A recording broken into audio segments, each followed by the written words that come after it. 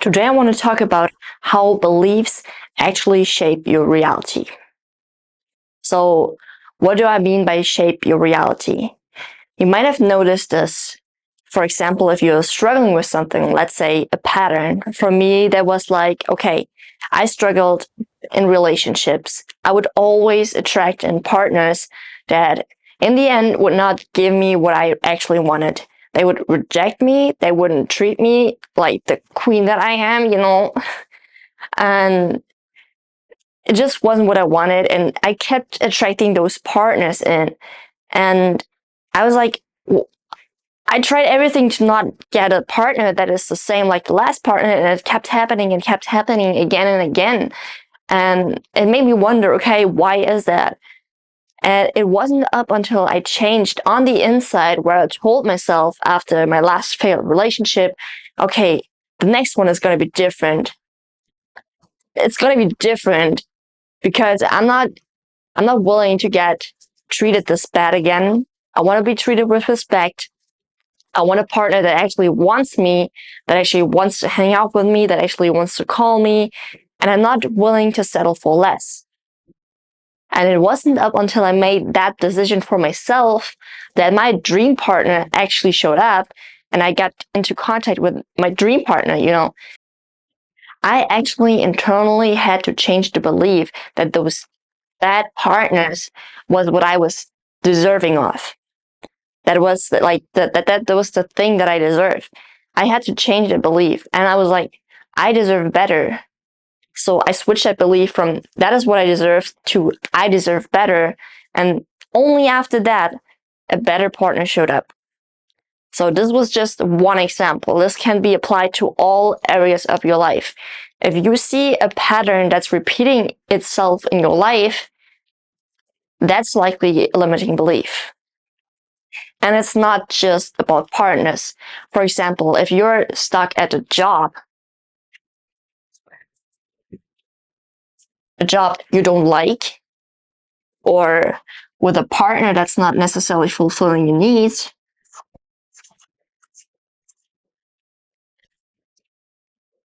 and those are also limiting beliefs.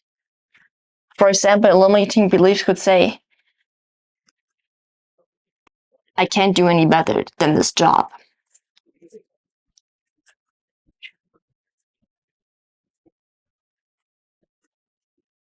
Or, I'm not lovable. I'm not lovable, and that's reflected through your partner treating you bad, to your partner not treating you the way you deserve.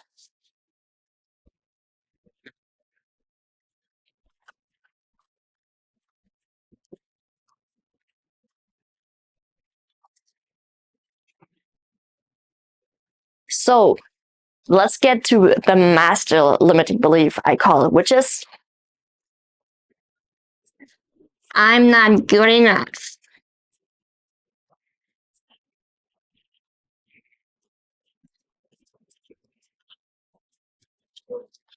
Now, I'm not good enough is actually a limiting belief that will show up in every single area of your life. So if you got I'm not good enough, you really got to pay attention now. Because if you believe about yourself that you are not good enough, you are actually telling creation, the universe, call it however you want, I'm not good enough. Okay, well, you're not good enough, so I will give you all the opportunities to experience that you are not good enough. That was the reflection I was talking about earlier. If you believe something to be true, the universe will set everything in motion to show that belief to you. Because ultimately, what you believe becomes your reality. And oftentimes, these beliefs that I can't do better, I'm not lovable, I'm not good enough, they're stored in our subconscious. So what is the subconscious? So people love to use the iceberg model, so I'm just going to use it now. So imagine this is an iceberg. And that is your conscious. Conscious. That is about 10%. Let's just say you're consciously thinking about what are you doing right now? Okay, I'm watching TV. I'm talking to my friend on the phone. Wherever your attention is in that precise moment, that is your conscious. But there's also the subconscious.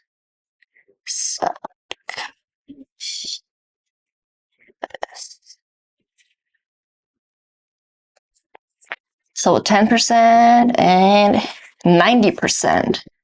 A whooping 90% is your subconscious.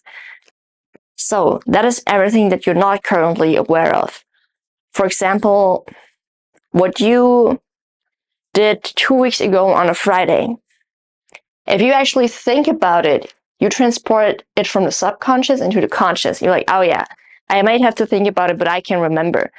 So everything that's not in your immediate awareness is actually the subconscious.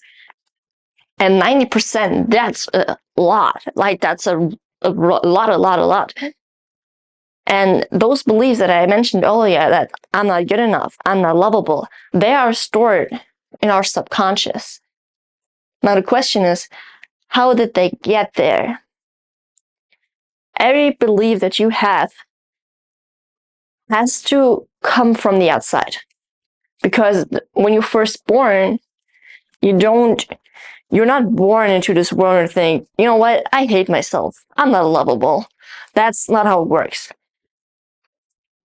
Your parents, society, friends, peers, teachers, they're the ones that gave you those beliefs by the way that they treated you, by the way that they taught you how things work, by the response that you got from, for example, friends and family. You draw the conclusion that I'm not good enough because that's a reflection you got back from the outer world. And that's a tricky thing. First, when you're really young, you got reflected to you that you're not good enough. So you made that belief your own. And from then on out, because this, I'd call it maybe instilling of the belief in you happened when you were really little, like infant age, even in the womb, you carry from then on out that belief into the world. So if you're saying, you know, I've always felt like I'm not worthy, I'm not good enough, from the very earliest age that I can remember. Of course, when you were a child, it wasn't that obvious, but as you grew up, it became more and more obvious. That is also often the case for people who were outsiders in school or who were bullied in school. They themselves, they carry the belief that I'm not good enough, I'm not lovable, other people don't like me. And they get this reflected back in their reality.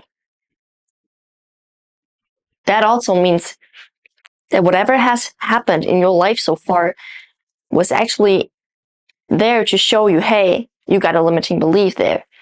Because if you were an outsider, if you felt like people don't like you, if you felt like you never really fitted in, that has more to do with you than the other people. Because the other people are just a reflection of yourself, of your belief systems. Now you might be saying, okay, hey, it's the other people. How can that be directly connected to me? The thing is, each and every single one of us has their own universe. So you could think of Earth as like a multiplayer game where we can just meet each other and interact with each other. But ultimately, every single person has their own universe and is creating their versions of the other person and their universe. So for every person that you know, they have a different picture of you, and vice versa. For every single person you know, you have your own picture of them. So if you walk around in the world with the belief, I'm not good enough, you will view the world through this lens. What I mean by that is you will look for verifications on the outer world and from behavioral responses from other people in the outer world that will redirect to you the belief, I'm not good enough. So the other kids might not want to hang out with you. They might not want to play with you. You feel like an outsider because you carry that belief. And that will never change until you change the belief. Because you're the one wearing the glasses, going through the world with the belief, and you're the one that can change it. And that's the thing oftentimes we don't know about, or where we try to, change ourselves, but we do it with a wrong approach. For example, what I'm talking about here is really slowly entering the self-help world. And I used to be in the self-help world, like, okay, what is wrong with me? Why am I not, I just want to get better. I don't want to feel like a piece of garbage every day I wake up, or I just want to be happy. And what we do in the self-help world is like, okay, there's something wrong with me. I got to fix it.